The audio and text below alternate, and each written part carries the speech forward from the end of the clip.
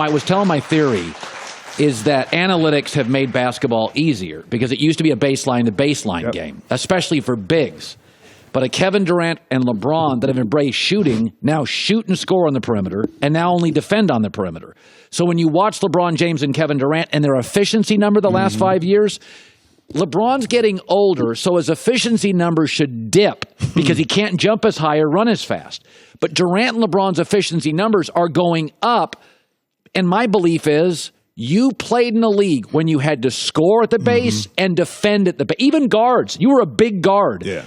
Right now, LeBron shoots a three, he defends a three. Every possession's easier. Do you buy that? No, I do, but you got to broaden it more, too, because the game has changed in regards to, like you talked about, the analytics has taught us now that the three-point shot is more efficient.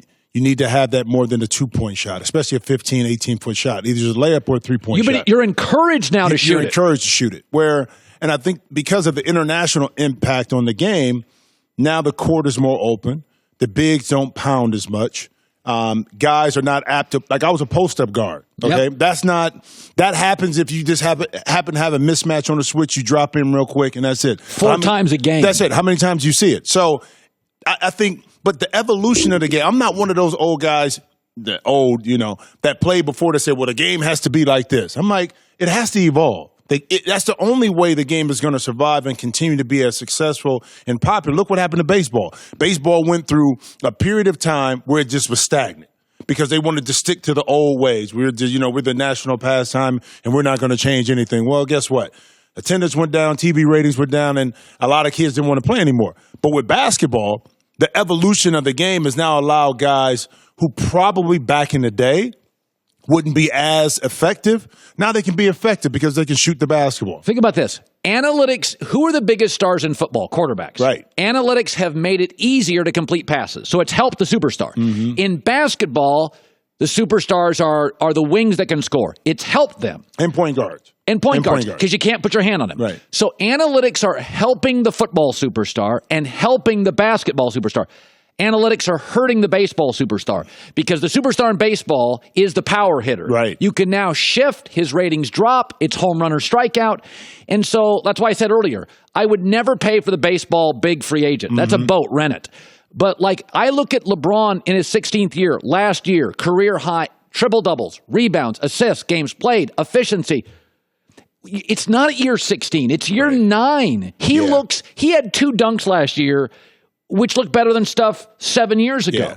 And you put into effect, too, the playoffs, the Olympics, playing. I mean, then he starts his workout sooner.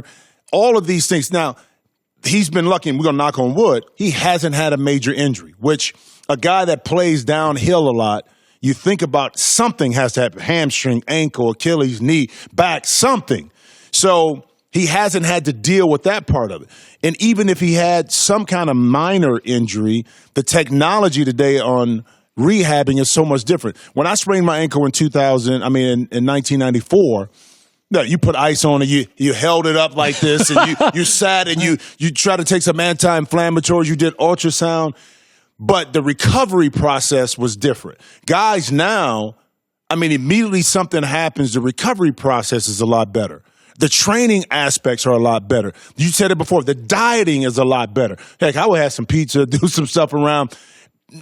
All of that, I think it goes hand in hand with analytics and the way things are today and how athletes prepare themselves mentally, more important, physically. It's just totally different. And as a direct effect of it, the game is a lot purer.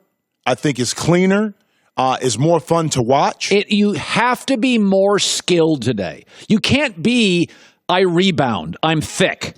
Nothing against Ben Wallace, but if you can't shoot a three or you can't handle the ball, you got to do one of the two. You got to be able to handle the ball. Not everybody can create their own shot. If you can't handle a ball and you can't shoot, you become a liability on the floor. Well, I'm not going to say you have to be more skilled. I think back in the day, you had to figure out ways. For me, when I played back in the 90s, there was a lot of skilled players because they weren't as athletic, okay? Maybe they didn't really beat you off the dribble a lot, but they knew how to get to their shot. Their footwork was perfect in regards to how to get their shot. So they were skilled in a different way. Now the young kids are trying to figure out, okay, My skill set is I got to be able to shoot the long ball. Okay, I got to be able to beat a guy off the dribble and make a play. Before, a great skill player, I can post up and get down low. My footwork, I can get you inside, pump fake, jump hook, all. You don't have that. So it's shifted more to the perimeter skill set in regards to how do I beat my man and be as efficient off the pick and roll? Because if you can't run the pick and roll, forget about it if you're a guard. Forget about it. You got to be able to shoot off the pick and roll and make a pass. Yeah. By the way, we have some Baker Mayfield video next hour that's sensational. We want to show you. I want to give you a little tease on that. It is, I was talking about LeBron in his 16th year in the league. Is like Warren Buffett always says, every generation has a better life. So think about this. The NBA in the 40s, 50s, 60s, you flew prop planes commercial. And then in the 70s and 80s, you flew jetliners commercials. And then in the late 90s, you had your private planes. Now players have private jets individually to travel and private jets for the team. So just think of aviation for the NBA player. There's a study recently that stewardesses and stewards on planes have a higher rate of cancer because of what being in the air 35 years in a plane, it beats up your body. We've gone from prop planes to private jets, and then each individual player, average NBA players, only fly private. It just doesn't beat your body up anymore. It doesn't. When I tell people, when I came in the league with the Mavericks. What year? 92. Okay, so okay. 18 plus 8 is 24. Just 24 years ago. We were flying commercial, American Airlines. And the bad part about it is we couldn't get frequent flyer miles, okay, at that time. So you couldn't benefit off of it, okay? You couldn't benefit. Jim Jackson would walk on my flight. I'm an insurance salesman going to Boise. Yep.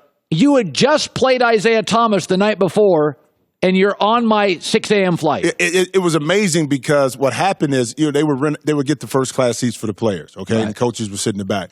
But yeah, you're sitting right there, just in the regular terminal. The thing was you had to wait for your bag, okay? Get your bag, put it on the bus, and then probably go to shoot around. Okay, depending if it was a back-to-back. Keep in mind, if it was a back-to-back, you had to take the first flight out of that city the next day. Now, not all the time could you get all the first-class seating. So when we first got our quote-unquote private plane, we called it Airball. It was a refurbished, broken-down plane. We didn't know if we were going to make it. But, Colin, we were in heaven. It was just like, this is something totally new. To finally be able to get... You called it Airball. Airball. Yeah, because we just didn't know if we was going to... it was raggedy, but... It worked, man. Hi, everybody. Thanks for watching. Subscribe here to get the latest from the show.